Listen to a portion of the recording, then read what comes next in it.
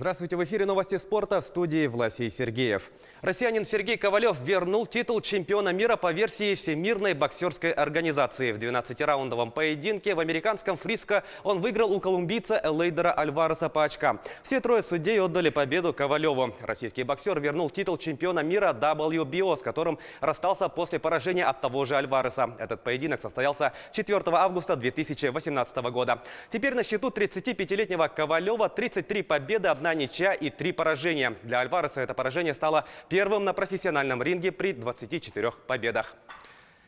Уроженка Алдана Анастасия Шитникова стала победительницей первенства России по самбо. Якутянка, выступавшая за команду Хабаровского края, стала первой весовой категории до 70 килограммов. Соревнования прошли в Москве. Участниками старта стали более 700 юношей и девушек из 80 регионов страны. Как отметили на открытии первенства, в будущем у этих молодых людей есть шанс принять участие в Олимпийских играх. Благодаря этой же победе Шитникова получила право выступить на первенстве мира в составе сборной России.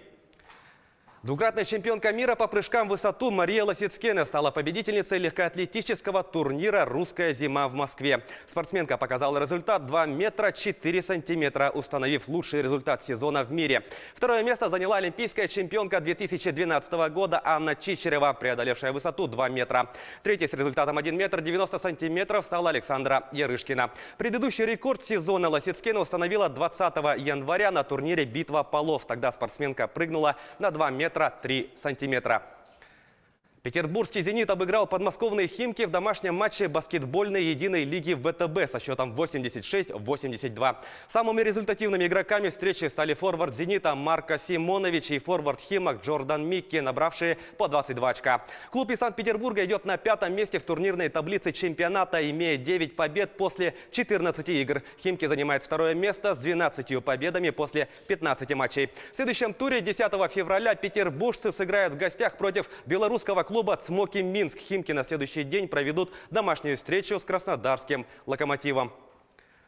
Манчестер Сити обыграл лондонский «Арсенал» со счетом 3-1 в домашнем матче 25-го тура чемпионата Англии по футболу. В составе горожан хэт-триком отметился нападающий Серхио Агуэро. Единственный мяч лондонской команды забил Лоран Косельни. Манчестер Сити занимает второе место в турнирной таблице, набрав 59 очков после 25 игр. «Арсенал» идет шестым с 47 очками. Следующий матч клуб из Манчестера проведет 6 февраля против ливерпульского «Эвертона». «Арсенал» 9 числа отправится в гости Хаддерсфилд Таун. В центральном матче 23-го тура чемпионата Франции Лион одержал победу над Пари Сен-Жермен со счетом 2-1. В составе победителей забитыми мячами отметились Муса Дембеле и Набиль Фекир. У проигравших отличился Анхель Ди Мария.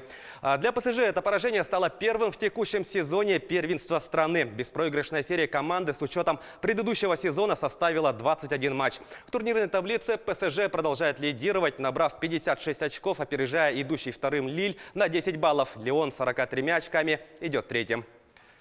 Владислав Шаяхметов сыграл свой 85-й матч за сборную России по мини-футболу и стал рекордсменом национальной команды по этому показателю. Рекорд Шаяхметов установил в ответной товарищеской игре с командой Польши, которая завершилась в ничью со счетом 2-2. Я рад, что достиг этой цифры. 85 игр за сборную. Приносил определенную пользу для нашей страны и надеюсь, что еще принесу. Так случилось, что именно против Польши я начинал свой путь в сборной в феврале 2003 года. И спустя 16 лет, опять же в матче с польскими футболистами, обновил рекорд. Конечно, это не рядовой момент, и я хочу поблагодарить всех, кто причастен к развитию моей карьеры, сказал Шаяхметов.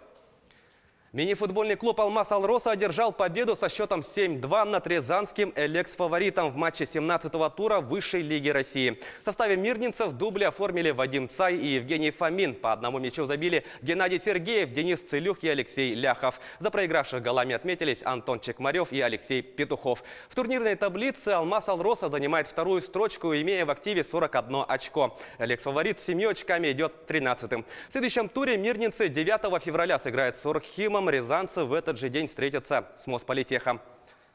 Это были новости спорта. Всего доброго.